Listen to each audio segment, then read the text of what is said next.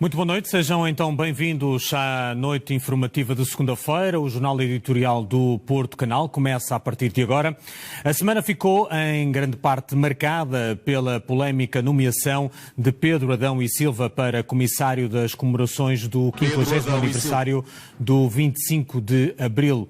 O assunto aqui lançado na passada segunda-feira mereceu reações do Presidente da República, do Primeiro-Ministro, do líder da oposição, bem como das diferentes forças partidárias.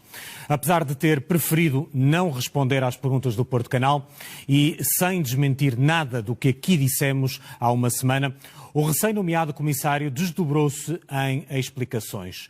Primeiro, fê-lo nas redes sociais. Depois, na revista Visão. Depois, à TVI.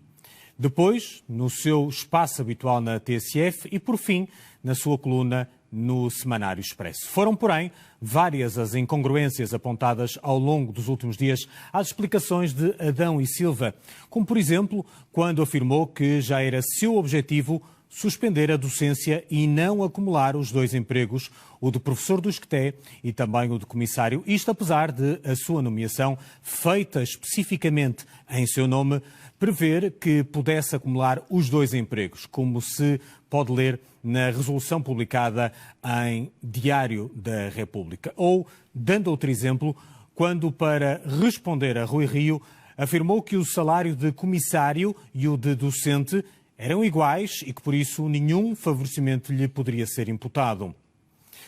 Isto, apesar do salário de um professor auxiliar em tempo integral se situar entre os 2.134 e os 2.681 euros, valores muitíssimo abaixo dos mais de 4.500 euros de salário de comissário.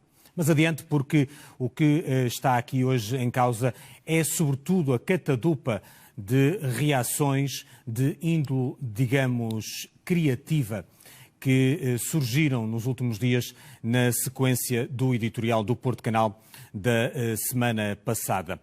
Logo na terça-feira, Adão e Silva, o próprio, falou numa coligação de quem pensa que celebrar os 50 anos da nossa democracia não merece nem ambição programática, nem dignidade institucional. Uma espécie de ou és por mim ou és contra o 25 de Abril.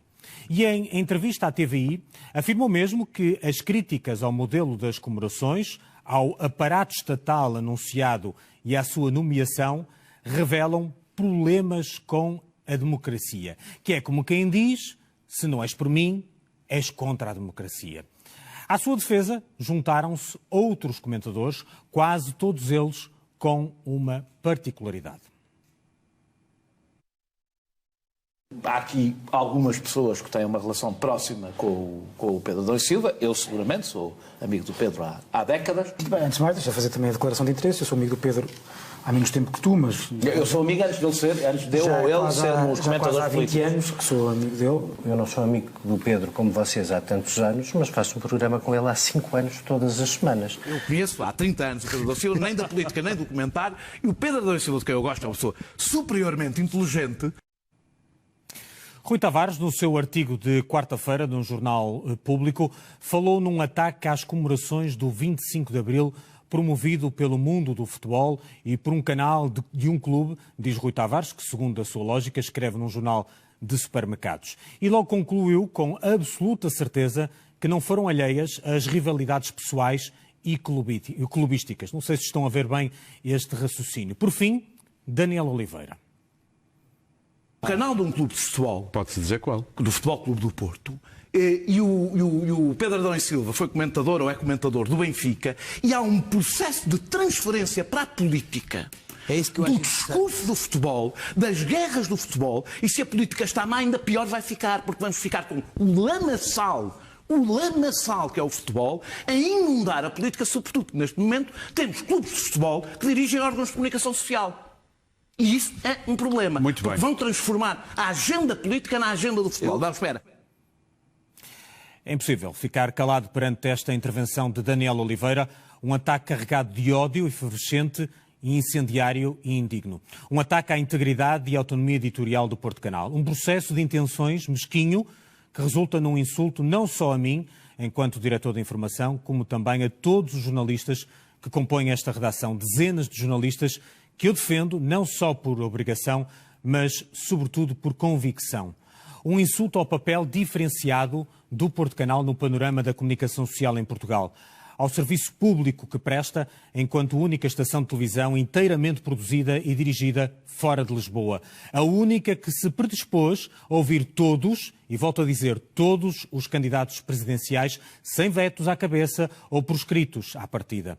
A que tem em curso a maior cobertura das eleições autárquicas, dando um contributo incontornável para a democracia local. É que no último ano tem dado destaque ao trabalho dos autarcas e das instituições locais, que, como sabemos, foi absolutamente determinante para o combate à pandemia. Mas a sério que é Daniel Oliveira quem vem agora falar na mistura entre futebol e política?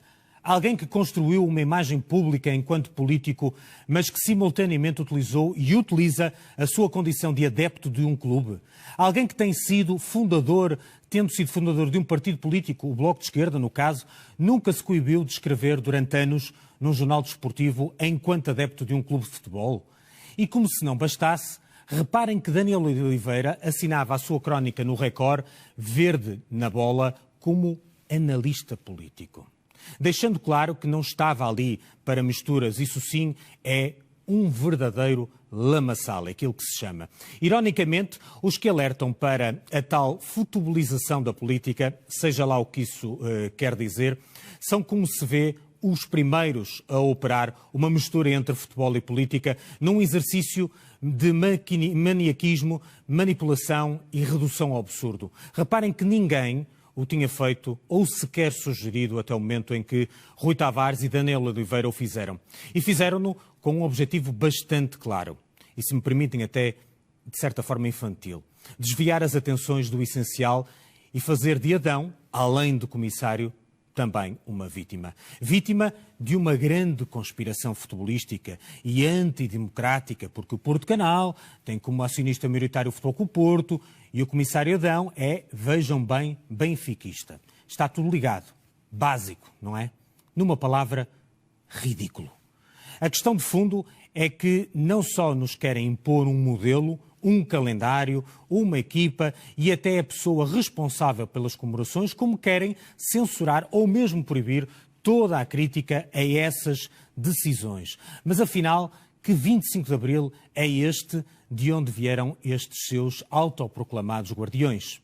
É notório que uma certa elite de Lisboa, tendencialmente endogâmica e semi-paroquial, socialmente fechada, onde as relações de irmandade prevalecem sobre qualquer outro sistema de identidade, seja político, ideológico ou outro, pretendente privatizar o 25 de Abril, fazendo dele seu, só seu e de mais ninguém. Violando assim o que de mais essencial e belo tem a gênese do 25 de Abril. Uma revolução popular, transversal a toda a sociedade, suprapartidária, da qual orgulhosamente fazemos parte, da qual somos subsidiários e à qual prestamos tributo por intermédio dos seus primeiros autores, infelizmente esquecidos nas múltiplas declarações do comissário até o momento, o movimento das Forças Armadas, os nossos capitães de Abril. Aliás, como aqui dissemos desde o primeiro momento, para que não restasse qualquer dúvida a esse respeito, e para que não houvesse margem para manipulações oportunistas, cito o que eu próprio disse na semana passada aqui mesmo. Não está, nunca esteve em causa a pertinência das comemorações do 50º aniversário do 25 de Abril, muito menos a importância histórica da data. Ponto final. E essa elite está a revelar incómodo com o Porto Canal. Mas nós aqui continuaremos a fazer o nosso trabalho, até porque os últimos dias reafirmaram a sua importância perante o alheamento face à realidade daqueles que, qual bolha, optaram pela defesa do indefensável em clara contramão em relação ao país real. O país real que é obrigado a confinar durante semanas ou meses, por vezes, na sequência das desastrosas decisões políticas na gestão da pandemia. O país real que recebe apoios de 397 euros mensais para sobreviver, não compreende, não tolera, não aceita que o 25 de Abril de todos nós seja transformado num 25 de Abril sumptuoso e de castas, com comissão cujo acesso é reservado a um circuito fechado do poder centralista instalado em Lisboa. Contrariamente ao que tentam sugerir, o problema não é a crítica, nem a divergência. É sim a ausência de espírito crítico e, neste caso, autocrítico, o verdadeiro catalisador do populismo que tanto ameaça a nossa democracia.